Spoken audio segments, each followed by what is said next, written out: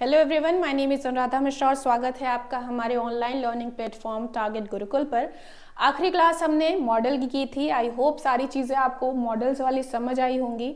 ठीक है, जितने भी मॉडल्स मैंने पढ़ाए थे उनको एक बार नोट डाउन अच्छे से करिएगा। कौन सी मॉडल के साथ कौन सी वर्ब की फॉर्म लगती है और उनका क्या मीनिंग होता है, किस तरह से उन्हें आप यूज़ करते हो, वो सारे स्ट्रक्चर्स बहुत अच्छे से याद कर लीजिएगा।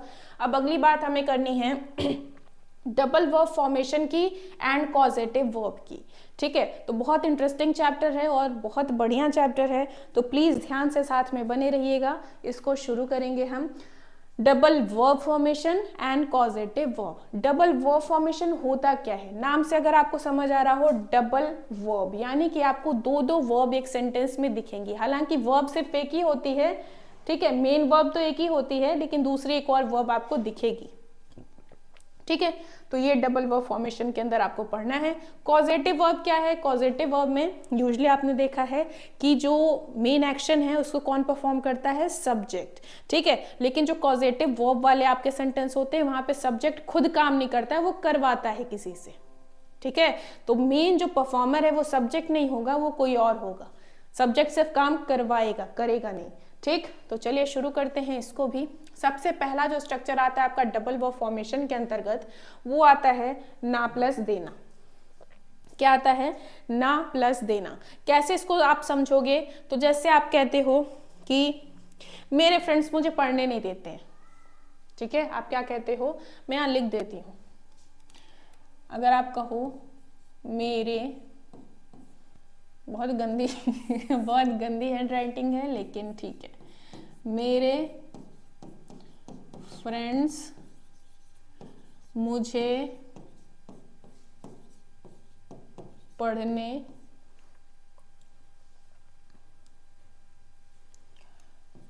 नहीं देते हैं। ठीक है, आप अगर किसी को पढ़ने नहीं दे रहे हो यानी आप किसी को पढ़ना अलाउ नहीं कर रहे हो, या ये ना प्लस देना के लिए एक वर्ब होती है जिसे हम बोलते हैं लेट मी डू इट। आप कहते हो मतलब मुझे करने दो, है ना। ना प्लस देना के लिए आप क्या लगाते हो? लेट लगाते हो। तो जब भी आपको ये ना प्लस देना का मीनिंग दिखता है तो आप वहां क्या लगाओगे? चलो फ्रेंड्स को थोड़ा अच्छा बना देते हैं, नहीं यहाँ से अभी हटा देते हैं। ठीक है, अफर्मेटिव से समझते हैं, बाद में नेगेटिव देखेंगे। मेरे फ्रेंड्स मुझे पढ़ने देते हैं, मैं ऐसा बोलूँ। ना प्लस देना आपको सीधे सीधे दिख रहा है, तो आप इसको इंग्लिश में कैसे लिखोगे? सबसे पहले आप लिखते हो सब्जेक्ट। ठीक है, तो पढ़ने कौन देता है? मेरे फ्रेंड्स। सब्जेक्ट हमने क्या लिख दिया कि माई फ्रेंड्स। ठीक है, माई फ्रेंड्स। अब उसके बाद आपको लास्ट में दिख रहा है ते प्लस है, ता है, ती है, ते हैं। कहाँ दिखता है? आपको प्रेजेंट इंडेफिनिट में दिखता है। ठीक है, तो प्रेजेंट इंडेफिनिट में वर्ब की क्या आती है? फर्स्ट फॉर्म आती है। फर्स्ट फॉर्म क्या आ जाएगी? लेट। देना के लिए लेट। माई फ्रेंड्स लेट, किसे? मुझे। Let me what? Study. My friends let me study. यहाँ आपको एक वर्ब दिखी लेट, दूसरी वर्ब दिखी स्टडी। ठीक है, तो लेट और स्टडी दो दो वर्ब से एक ही सेंटेंस में है, इसे हमने क्या बोला? Double verb. ठीक है, डबल वर्ब वाले सेंटेंसेस को कहे जाते हैं। My friends let me study. बोलूं मेरे फ्रेंड्स पढ़ने नहीं देते मुझे, तो my friends do not let me study. Do not let me study. यहाँ प्रेजेंट इंडेफिनिट भी लगा, डबल वर्ब फॉर्मेशन भी लगा। ठीक है, क्या रहेगा हमेशा ध्यान रखिएगा? सब्जेक्ट होगा, फिर लेट आएगा टेंस के अकॉर्डिंग। लेट मतलब सीधे लेट नहीं। मान लो अगर हेल्पिंग वर्ब कोई लगानी है तो जैसा आपका टेंस होगा उसके अकॉर्डिंग आप हेल्पिंग वर्ब लगाओगे। ठीक है, जैसे अगर मैं बोलूं कि मेरे फ्रेंड्स मुझे पढ़ने नहीं देते थे। मेरे फ्रेंड्स मुझे पढ़ने नहीं देते थे। अभी क्या हो गया आपका? पास्ट का इंडेफिनिट, उसमें भी नेगेटिव सेंटेंस, तो हम क्या लिखेंगे? कौन नहीं पढ़ने देता था? मेरे फ्रेंड्स, तो माई फ्रेंड्स। फिर आएगा हेल्पिंग वर्ब, देते थे, पास्ट इंडेफिनिट में लगाते हो डिड, फिर आएगा नॉट, फिर लेट मी और फिर स्टडी। ठीक है, my friends did not let me study. तो ना प्लस देना है के लिए आप क्या लगाते हो, लेट लगाते हो। सब्जेक्ट, फिर लेट आएगा टेंस के अकॉर्डिंग, फिर आपका ऑब्जेक्ट आता है, फिर वर्ब की फर्स्ट फॉर्म आती है। क्या आती है, वर्ब की फर्स्ट फॉर्म। इससे आप बोलते हो बेयर इन्फिनेटिव। ठीक है, क्या बोलते हो, बेयर इन्फिनेटिव। कोई रट्टा मारने वाली चीज नहीं है, जब नॉन फाइनाइट वर्ब पढ़ेंगे वहां पे ये चीजें दिखेंगी। ठीक है, अब आपसे कहा जाए मेन वर्ब कौन है इसमें, है ना, जैसे आपको पहचानना होता है सब्जेक्ट है, हेल्पिंग वर्ब है, मेन वर्ब है। तो मेन वर्ब कौन होगा, जो हेल्पिंग वर्ब के बाद आ रहा है। हेल्पिंग वर्ब के बाद कौन आया, let. Let is the main verb. ठीक है, अब लेट आप नहीं लगाना चाहते हो, आपको कुछ और लगाना है, तो भाई आपके पास ऑप्शन अवेलेबल है। ऑप्शन क्या है, अलाउ या परमिट लिख दो। क्या लिख दो, अलाउ या परमिट। अलाउ या परमिट आपको टेंस के अकॉर्डिंग, यानी जो भी हेल्पिंग वर्ब होगी उसके साथ अलाउ या permit as a main verb लगेगा, फिर ऑब्जेक्ट आएगा और फिर 2 + V1। आपने ध्यान दिया लेट के साथ V1 था, जबकि अलाउ या परमिट के साथ 2 + V1 आ रहा है। ठीक है, 2 + V1 आता है। तो आपने क्या समझा इतने में, पहली स्लाइड में ना प्लस देना। ठीक, ना प्लस देना। अब ना प्लस देना का स्ट्रक्चर आप 3 तरीके से बना सकते हो। या तो आप लेट लगा दो, बेसिक स्ट्रक्चर बार बार नहीं बता सकती मैं, subject plus helping verb plus object. ठीक है, लेट लगा दो, या तो आप अलाउ लगा दो, या तो आप परमिट लगा दो। ये आपकी है मेन वर्ब। इसके बाद जो अगली वर्ब आ रही है, लेट है तो V1 आएगी, अलाउ है तो 2 + V1 आएगी, परमिट है तो भी 2 + V1 आएगी। बस इतनी सी बात आपको ध्यान रखनी है। Now look at some examples. देखो आपके सामने 10 एग्जाम्पल्स हैं। पहला क्या है, ही लेट्स मी स्टडी या he allows me to study. वह मुझे पढ़ने देता है। ही लेट्स मी स्टडी। ही हो गया सब्जेक्ट, लेट्स हो गया आपका टेंस के अकॉर्डिंग प्रेजेंट इंडेफिनिट है, अफर्मेटिव है, लेट्स कर दिया, मी स्टडी, या he allows me to study, या he permits me to study, कुछ भी लिख सकते हो। Your laziness will not let you succeed. आपका आलस से आपको कभी सफल नहीं होने देगा। ना प्लस देना, फ्यूचर है इसलिए क्या लग दिया, लिखा है विल लिखा है। ठीक है, योर लेजीनेस हो गया सब्जेक्ट, विल हो गया हेल्पिंग वर्ब, नॉट फिर ये हो गई मेन वर्ब, फिर ऑब्जेक्ट, फिर दूसरा वाला वर्ब का फर्स्ट फॉर्म। ठीक, अलाउ या परमिट करना है तो will not allow you to succeed. Permit होता तो भी टू सक्सीड आगे लगाते। His sentences did not let me sleep. उसके वाक्यों ने मुझे सोने नहीं दिया। His sentences did not let me sleep या his sentences did not allow me to sleep. ठीक है, ध्यान रखेंगे लेट के बाद जो अगली वर्ब आती है वो सीधे V1 होती है, अलाउ या परमिट के बाद 2 + V1 होती है। ठीक है, फिर क्या होगा, do these children let you speak. क्या ये बच्चे आपको बोलने देते हैं, do these children let you speak. Helping verb, subject, verb, object, दूसरी verb. The principal does not let the students come late. जो प्रिंसिपल हैं वो बच्चों को देरी से नहीं आने देते हैं, तो does not let the students come late. ठीक है, ऐसे ही my friends are not letting me study these days. मेरे मित्र आजकल मुझे या इन दिनों मुझे पढ़ने नहीं दे रहे हैं, तो आर नॉट लेटिंग मी। अभी लेट देखो, लेट एक वर्ब की तरह यूज हुआ है, तो भाई first form, second form, third form, ING form सब लगेगा। और लेट का फर्स्ट, सेकंड, थर्ड तीनों ही फॉर्म क्या होता है, लेट ही होता है।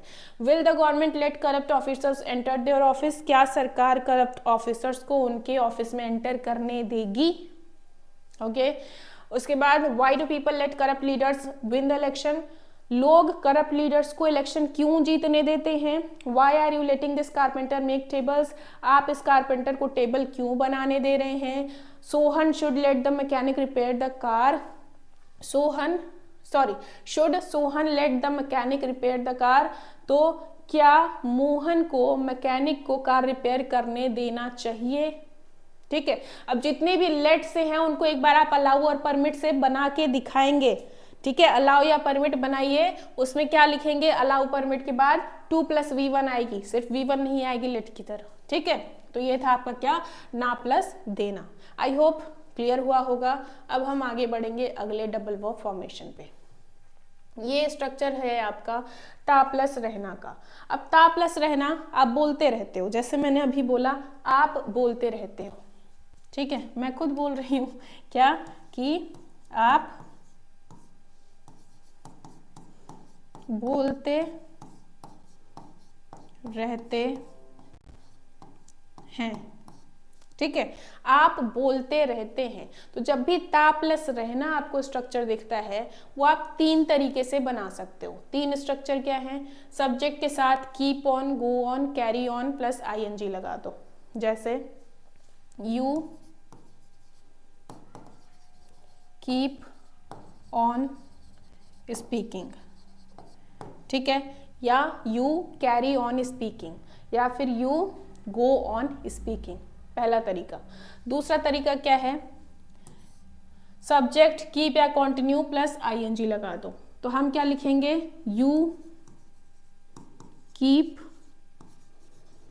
स्पीकिंग, ठीक है, आप बोलते रहते हैं। ठीक, अगला क्या है? कंटिन्यू के साथ 2 + V1 लगा सकते हो। जैसे आप बोलो कि यू कंटिन्यू टू स्पीक, ठीक है।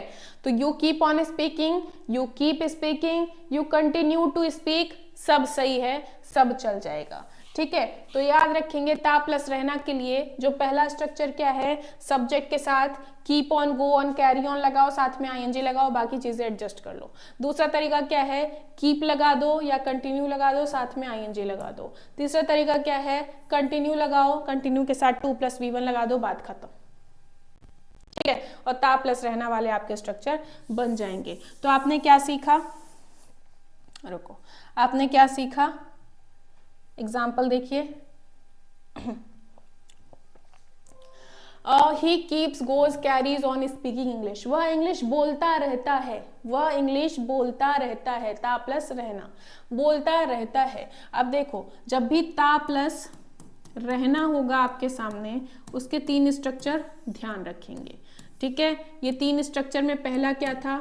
आप लगा दो कीप ऑन, या लगा दो गो ऑन, या लगा दो कैरी ऑन, साथ में सबके क्या लगेगा?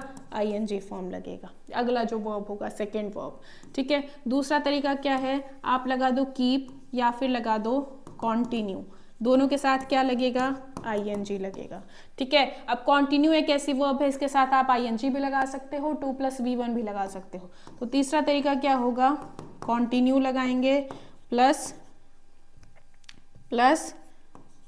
2 + V1 लगा देंगे, और ये बात आपकी खत्म हो जाएगी ता प्लस रहना वाली। Keep on, go on, carry on के साथ आईएनजी, कीप कंटिन्यू के साथ आईएनजी, कंटिन्यू के साथ 2 + V1। ठीक है, अब देखो ये जो गो ऑन है, गो के साथ सीधे आईएनजी मत लगा देना, सिर्फ कीप को आप विदाउट ऑन लिख सकते हो, गो और कैरी को नहीं लिख सकते हो। ठीक है, तो कुछ एग्जांपल देखेंगे। He keeps on, goes on, carries on speaking English. Did the children keep on playing outside? क्या बच्चे बाहर खेलते रहे? Why does Radha keep on shouting? Radha चिल्लाते क्यों रहती है? Okay, will you keep helping me? क्या तुम मेरी मदद करते रहोगे? Why should we go on working hard? हमें मेहनत क्यों करते रहना चाहिए? Why does this dog go on barking the whole day? ये कुत्ता दिन भर भौंकते क्यों रहता है? ठीक है, फिर why do you keep on listening to this song? तुम ये गाना क्यों सुनते रहते हो? Ramesh continued going there. Ramesh वहां जाता रहा। Monu carried on working hard. Monu मेहनत करता रहा। Where did he keep going? वह कहाँ जाता रहा? ठीक है, तो ता प्लस रहना के ये स्ट्रक्चर्स हैं, अच्छे से उन्हें पढ़िएगा, समझिएगा, ध्यान रखिएगा। ठीक है, अब हम बढ़ते हैं आगे। अगला जो स्ट्रक्चर है वो है आपका ना प्लस लगना या शुरू कर देना। मैं बोलूँ वो रोने लगती है, ठीक है, मैं बोलूँ वो तो रोने लगती है, ठीक, वो हंसना शुरू कर देती है, इस टाइप से। ठीक है, तो ना प्लस लगना या शुरू कर देना के लिए अब देखो, कोई काम शुरू करने की 2 वर्ब्स होती हैं, या तो आप बोल दो बिगिन या फिर आप बोल दो क्या? स्टार्ट। ठीक है, या तो बिगिन या फिर स्टार्ट, ये 2 चीजें हैं। टेंस के अकॉर्डिंग लगाओगे। अब इनके साथ आप वर्ब की फर्स्ट फॉर्म भी लगा सकते हो, वर्ब की आईएनजी फॉर्म भी लगा सकते हो, आपका मन जो लगाना हो वो लगा दो। अब देखो, क्योंकि बहुत ही जनरलाइज्ड एक रूल है, तो इसलिए इसका बहुत ज्यादा एग्जाम में इंपॉर्टेंस नहीं होता है, क्योंकि जिसका मन होगा आईएनजी लगाएगा, जिसका मन होगा V1 लगा देगा। ठीक है, 2 + V1 लगा देगा। तो ध्यान ये रखना है, बिगिन या स्टार्ट, साथ में चाहे आप V1 लगा दो, साथ में आईएनजी लगा दो, आपकी मर्जी। कुछ एग्जाम्पल्स हैं, जरा देखिएगा। She starts crying whenever she is hungry, जब भी वो भूखी होती है वो रोने लगती है, ना प्लस लगना, रोने लगती है। She starts crying whenever she is hungry. Why do you begin to smile, आप मुस्कुराने क्यों लगते हैं? Why do you begin to smile, ठीक है, वाई हो गया, फिर आया आपका हेल्पिंग वर्ब, सब्जेक्ट आया, बिगिन आपकी आ गई मेन वर्ब, और टू स्माइल आ गई दूसरी वाली वर्ब। बिगिन टू स्माइल या बिगिन स्माइलिंग दोनों हो सकता है। Why did the child start weeping, वो बच्चा रोने क्यों लगा, ना प्लस लगना, ठीक है, पास्ट में। तो ये हो गया इंटरोगेटिव वर्ड, हेल्पिंग वर्ब, फिर आ गया आपका सब्जेक्ट, उसके बाद मेन वर्ब, फिर सेकेंड वाली वर्ब, डबल वर्ब, ठीक है। Have you started going to college, क्या आपने कॉलेज जाना शुरू कर दिया है या आप कॉलेज जाने लगे हैं? तो आपका आया क्या, helping verb, subject, main verb, ठीक है, और उसके बाद गोइंग टू कॉलेज। ये आपका गोइंग क्या है, डबल वाली वर्ब, दूसरी वाली वर्ब, ठीक है। When should we start speaking English, हमें अंग्रेजी बोलनी कब शुरू करनी चाहिए या कब शुरू कर देनी चाहिए, या हमें कब इंग्लिश बोलने लगना चाहिए, ठीक है। तो व्हेन हो गया आपका interrogative word, then helping verb, subject, उसके बाद स्टार्ट क्या है आपका मेन वर्ब, फिर स्पीकिंग दूसरी वाली वर्ब, बात खत्म, ठीक। अब देखो एक बात ध्यान रखना, हमेशा ध्यान रखना, यहाँ पे ये जो आपकी दूसरी वर्ब है ना, वो कभी भी मेन वर्ब या फाइनाइट वर्ब नहीं होती है, हमेशा क्या होती है, नॉन फाइनाइट वर्ब होती है। Non finite verb last class में आपको पढ़ाया था, नॉन फाइनाइट वर्ब वो वर्ब होती है जिस पर सब्जेक्ट के नंबर का कोई असर नहीं होता है। जैसे मैं बोलूँ she starts crying whenever she is hungry, ठीक है, शी स्टार्ट्स क्राइंग, सिर्फ इतना हम देखें, ठीक, कि सिर्फ इतना देखते हैं, शी स्टार्ट्स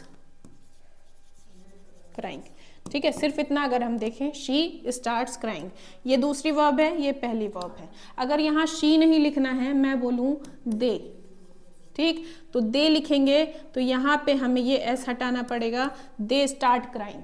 अब बताओ शी का दे कर दिया तो इस स्टार्ट में चेंज आया, लेकिन इस क्राइंग में कोई चेंज नहीं आया, है ना। तो जिसमें चेंज आता है वो होती है फाइनाइट वर्ब, जिसमें चेंज नहीं होता है वो होती है नॉन फाइनाइट वर्ब। तो जितनी भी ये दूसरी वाली वर्ब्स लगी हुई है वो सब क्या है, नॉन फाइनाइट वर्ब्स हैं, ध्यान रखिएगा।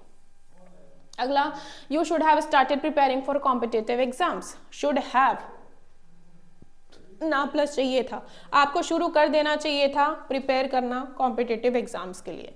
Is Raju beginning to prepare for the exam, क्या राजू एग्जाम के लिए तैयारी करने लगा है या उसने तैयारी शुरू कर दी है?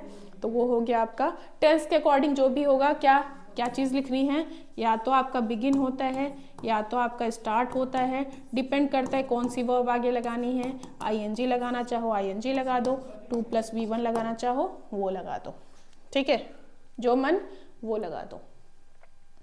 ओके, अब जो अगली बात हमें करनी है वो है कॉजेटिव वर्ब की। देखो कॉजेटिव वर्ब बहुत अच्छे से समझना।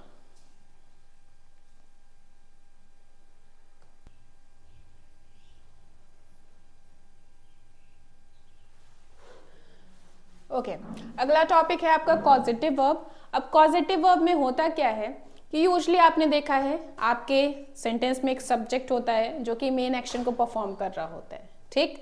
लेकिन कॉजेटिव वर्ब वाले जो सेंटेंस होते हैं वहां पे सब्जेक्ट खुद एक्शन परफॉर्म ना करके किसी और से करवाता है, ठीक है, किसी और से करवाता है। अब एक बात समझिएगा, अगर मैं बोलूं कि आप हंसते हैं, आप हंसते हैं, ठीक, तो हंसने का काम किसने किया, आपने किया। मैं बोलूं आप हंसाते हैं, आप हंसाते हैं, तो हंसने की तो लॉफ होती है इंग्लिश, लेकिन हंसाने की कोई अंग्रेजी नहीं है, कोई वर्ब हंसाना नहीं है, ठीक है। तो हंसाना जब आपने किया तो हंसने का काम तो कोई और कर रहा है, आपने थोड़ी किया, राइट। तो जो सब्जेक्ट है वो मेन एक्शन को परफॉर्म नहीं करेगा, वो किसी और से परफॉर्म करवाएगा, ठीक। जैसे कि देखिए जो सब्जेक्ट है, ठीक है, जो सब्जेक्ट है वो क्या करेगा, किसी से काम करवाएगा। लेट्स से जिससे वो काम कराएगा उसका नाम हमने रख दिया क्या, एजेंट। जिससे वो काम करवाएगा उसका नाम हमने रख दिया एजेंट। तो सब्जेक्ट जिससे काम कराएगा एजेंट से काम कराएगा, ठीक है। सब्जेक्ट कौन है, जो एजेंट से काम कराता है। एग्जाम्पल के लिए एक कॉन्ट्रैक्टर, ठीक है। एक कॉन्ट्रैक्टर आपका सब्जेक्ट है। क्यों सब्जेक्ट है? क्योंकि वो एजेंट से काम करवाता है। एजेंट क्या है? रियल डूअर है उस काम का, ठीक। और अगर एक कॉन्ट्रैक्टर आपका सब्जेक्ट है तो काम किससे करा रहा है? लेबरर से करा रहा है, श्रमिकों से काम करा रहा है, तो लेबरर्स आपके हो गए एजेंट, ठीक है। करवाने वाला कौन है? कॉन्ट्रैक्टर, ठीक। और ऑब्जेक्ट एक चीज होती है जिस पर वो काम हो रहा है, ठीक है, जिस पर वो काम हो रहा है। तो जो रोड है वो रोड क्या हो गई? आपकी ऑब्जेक्ट हो गई। काम करवाने वाला कौन? कॉन्ट्रैक्टर। करने वाला कौन? लेबरर। किस पर काम हो रहा है? रोड पर काम हो रहा है। ओके तो आई होप सब्जेक्ट, एजेंट और ऑब्जेक्ट का फंडा क्लियर हुआ होगा। ऐसे एक एग्जांपल है LIC का। LIC क्या खुद घर घर जाके किसी का इंश्योरेंस करेगी? नहीं। LIC आपकी कंपनी है, ठीक है। LIC भेजती है एजेंट को कि जाओ भैया काम करो। तो रियल डूअर कौन है? एजेंट है। किसका इंश्योरेंस कर रहा है? लोगों का। तो पीपल क्या हो गए? आपके ऑब्जेक्ट हो गए। ध्यान रखिएगा, subject, agent and object. Subject कौन होता है? जो काम करवाता है। एजेंट कौन है? जो काम करता है। और ऑब्जेक्ट क्या है? जिस पे काम हो रहा है, ठीक है। तो ये आपकी बात है कॉजेटिव वर्ब की। लिखते कैसे हैं? अब देखो, कोई भी सेंटेंस है तो उसकी पॉसिबिलिटी दो होती है कि या तो आपका जो एजेंट है सेंटेंस में सामने दिखेगा या तो नहीं दिखेगा, ठीक है। अगर सामने दिख रहा है एजेंट, यानी if the agent is present, तब आप क्या करते हो? सब्जेक्ट प्लस मेक, टेंस के अकॉर्डिंग। टेंस अगर मैंने ब्रैकेट में लिखा है दैट मीन्स टेंस के अकॉर्डिंग, ठीक है। सब्जेक्ट लिखोगे, फिर मेक लिखोगे टेंस के अकॉर्डिंग, फिर आपका एजेंट आएगा, फिर V1, फिर ऑब्जेक्ट, ठीक है। दूसरा तरीका, कॉज लिखा, एजेंट 2 + V1, फिर ऑब्जेक्ट। कैसे? जैसे मैं बोलूं आप मुझे हंसाते हैं। क्या बोल रही हूं? आप मुझे हंसाते हैं, ठीक। आप मुझे हंसाते हैं, हंसते नहीं है, हंसाते हैं। हंस कौन रहा है? मैं हंस रही हूं, ठीक है। हंसा कौन रहा है? आप। तो सब्जेक्ट कौन हो गया? कॉज करने वाला आप हो गए, ठीक है। तो सब्जेक्ट आया यू, ठीक। हंसाते हैं प्रेजेंट इंडेफिनिट। तो प्रेजेंट इंडेफिनिट के अफर्मेटिव में कोई हेल्पिंग वर्ब आती नहीं है, सीधे वर्ब आती है। तो हम क्या लिखेंगे? यू मेक, ठीक। अब क्या है? एजेंट। कौन हंस रहा है? मैं हंस रही हूं, मैंने लिखा मी। यू मेक मी, ठीक है। फिर आता है V1, क्या? हंसाने का। You make me what? Laugh, ठीक है। आगे ऑब्जेक्ट है नहीं तो हम यही खत्म कर देंगे, यू मेक मी लाफ। दूसरा तरीका, कॉज से क्या होता है? सेम ऐसे लिखेंगे, यू, फिर मेक की जगह लिखेंगे कॉज मी। अभी लाफ की जगह क्या हो जाएगा? To laugh. ध्यान रखेंगे, मेक के बाद जो अगली वर्ब होगी, ठीक है, मेक के बाद जो अगली वर्ब होगी वो V1 होती है, जबकि कॉज के बाद जो अगली वर्ब होगी वो 2 + V1 होती है। बस यही अंतर है, ठीक है। सब्जेक्ट आया, मेक आया, एजेंट आया, फिर दूसरी verb I. Double verb formation के अंदर ही आप पढ़ते हो कॉजेटिव वर्ब, ठीक है। ये स्ट्रक्चर है जब आपका एजेंट प्रेजेंट होता है। कुछ एग्जाम्पल्स हैं, देखिएगा। जैसे कि आई मेड यू लाफ या I caused you to laugh. मैंने आपको हंसाया, मैंने आपको हंसाया। I made you laugh, I caused you to laugh. Riddhi is making me cook food. Riddhi मुझसे खाना बनवा रही है। रिद्धि खाना नहीं बना रही है, रिद्धि मुझसे खाना बनवा रही है, यानी कि कॉज करने वाला हो गया आपका सब्जेक्ट, रिद्धि हो गई सब्जेक्ट, ठीक है। बनवा रही है प्रेजेंट कॉन्टिन्यूअस, इज मेकिंग कौन बना रहा है? मुझसे बनवा रही है, मैं बना रहा हूं, यानी मी हो गया एजेंट, फिर दूसरा वर्ब और फिर ऑब्जेक्ट। इसी को बोल सकते हैं Riddhi is causing me to cook food. Causing के साथ क्या आता है? 2 + V1 आता है। Ram has made the gardener water the plants. यहाँ पे वाटर मतलब पानी नहीं, वाटर एक वर्ब है, वाटर मतलब पानी डालना, ठीक है। तो Ram has made the gardener water the plants. Ram ने गार्डनर से पौधों में पानी डलवाया। राम ने खुद नहीं डाला, माली से डलवाया, ठीक है। ऐसे ही ओके, मेड भी हो गया, कॉज भी हो गया। माई teacher made me complete my homework. मेरे टीचर ने मुझसे होमवर्क कंप्लीट करवाया। टीचर ने नहीं किया है, मुझसे करवाया है। तो माई टीचर हो गया आपका सब्जेक्ट और उसके बाद मेड हो गया आपका पॉजिटिव वर्ब, फिर है मी, मैं कर रहा हूँ, क्या कर रहा हूँ, कंप्लीट कर रहा हूँ। कॉज करना होता है तो क्या बोलते हैं, my teacher caused me to complete my homework, ठीक है। I will make you happy, मैं आपको खुश कर दूंगा, ठीक है। I will make you happy, I will make you happy.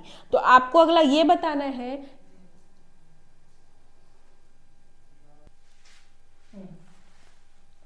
My teacher made me complete my homework, मेरे टीचर ने मुझसे मेरा होमवर्क कंप्लीट कराया। टीचर ने खुद कंप्लीट नहीं किया है, मुझसे करवाया है। तो माई टीचर हो गया क्या, सब्जेक्ट, मैं कर रहा हूं, मैं हो गया एजेंट, और यहाँ पे बाकी दोनों आपको दिख ही रहे हैं verb. I will make you happy, I will make you happy अगर मैं कहूँ तो क्या ये पॉजिटिव वर्ब का सेंटेंस है? मेक तो दिख गया आपको, लेकिन आगे क्या दूसरी वर्ब कहीं दिख रही है? नहीं दिख रही है। I will make you happy में दूसरी वर्ब नहीं है, तो भले ही यहाँ पे मैंने लिख दिया है, लेकिन ये एक इम्पोस्टर है और ये पॉजिटिव वर्ब का आपका सेंटेंस नहीं है, ध्यान रखिएगा, ठीक है। ये एक जनरल सेंटेंस है। Avantika never made anyone feel bad, Avantika ने कभी किसी को बुरा फील नहीं करवाया, खुद ने किया, किसी को नहीं करवाया। तो यहाँ पे क्या है, मेड आया, अगला वर्ब है फील, तो हो गया आपका पॉजिटिव। इसको कॉज करके करना होगा तो क्या बोलोगे, Avantika never made, sorry made करके नहीं, caused anyone to feel bad. ये था आपका पॉजिटिव वर्ब का वो एग्जाम्पल जहाँ पे आपका जो एजेंट है वो प्रेजेंट होता है सेंटेंस में। अगली हम बात करेंगे जब एजेंट आपका प्रेजेंट नहीं है, ठीक है। सेंटेंस के अंदर एजेंट ही प्रेजेंट नहीं है, तो अगर एजेंट प्रेजेंट नहीं होता है तब आप क्या करते हो, सब्जेक्ट लिखोगे अगर है तो, फिर आगे लिखते हो गेट, टेंस के अकॉर्डिंग, यानी जो भी हेल्पिंग वर्ब होगी टेंस के अकॉर्डिंग होगी, फिर ऑब्जेक्ट लिखते हो, फिर वर्ब की थर्ड फॉर्म लिखते हो, और बाय एजेंट आपका अंडरस्टूड होता है कि भैया काम करने वाला एजेंट ही है, बस सामने दिख नहीं रहा है। जैसे कि मैं बोलूं गेट द वर्क डन, काम करवाइए, आप मत कीजिए, आप करवाइए। मैंने कहा काम करवाइए, आप मत कीजिए, आप किसी और से करवाइए। जो करेगा वो एजेंट होगा। क्या एजेंट आपको सामने सेंटेंस में दिख रहा है? जवाब है नहीं। तो जब एजेंट आपको सामने नहीं दिखता है तो स्ट्रक्चर ये वाला फॉलो होता है, ध्यान रखेंगे। Get the garbage remove from here, कूड़ा यहाँ से हटवाइए, आप मत हटवाइए, आप मत हटाइए, किसी और से हटवाइए, ठीक है। Get the garbage removed from here, देखेंगे सब्जेक्ट है, सब्जेक्ट है ही नहीं सॉरी सेंटेंस में, ठीक है। अगर मैं कहूँ आप हटवाइए तो हम बोल देंगे you get the garbage remove from here, ठीक है। सब्जेक्ट हो गया, गेट आया आपके टेंस के अकॉर्डिंग, फिर आया आपका ऑब्जेक्ट, फिर आया वर्ब का थर्ड फॉर्म, ठीक है। और अंडरस्टूड है किसी एजेंट से आप काम करवाएंगे। Okay, now here are some more examples of positive verb sentence. तो इन्हें भी एक बार आप देखेंगे, समझेंगे, और कुछ ऐसा नहीं है जो आपको समझ नहीं आएगा।